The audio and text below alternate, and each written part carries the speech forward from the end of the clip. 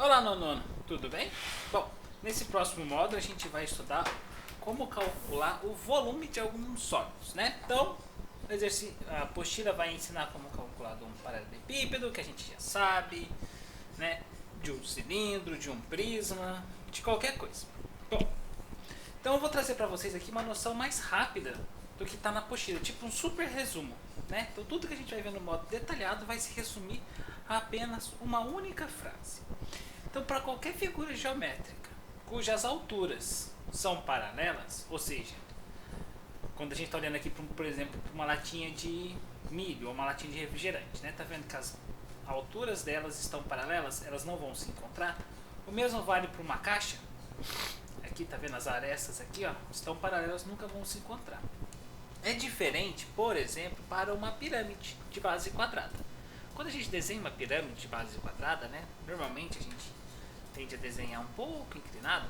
Vou tentar desenhar uma rapidamente aqui para vocês verem.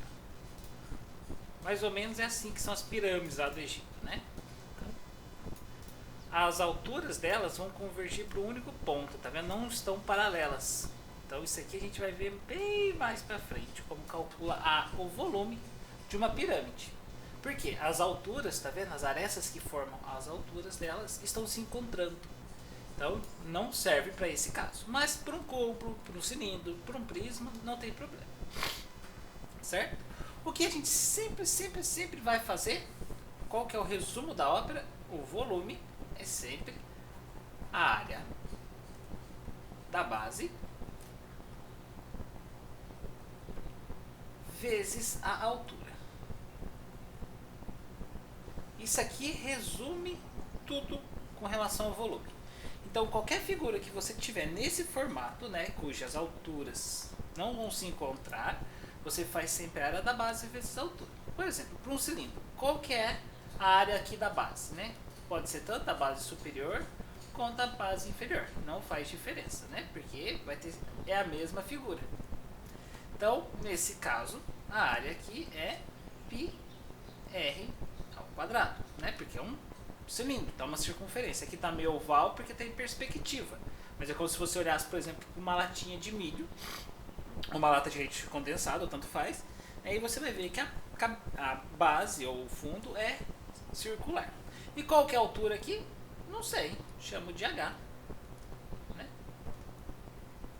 Ou seja, o volume é a área vezes a altura. Né? Então vai ficar π vezes o raio ao quadrado vezes a altura. Se fosse para uma caixa, né, para um paralelepípedo, né, eu tenho aqui uma medida L, não vamos pensar num cubo, vamos pensar no paralelepípedo. Né? Aqui eu tenho uma medida M e uma altura H. Novamente, como é que é dada a área da base aqui? Pode ser tanto a superior quanto a inferior. A área da base vai ser L vezes M. Bem? Lado vezes lado. Vezes. Então a altura vai ser L vezes M vezes H. É por isso que a altura de um cubo, quando a gente trabalha com um cubo, né, o volume é L ao cubo.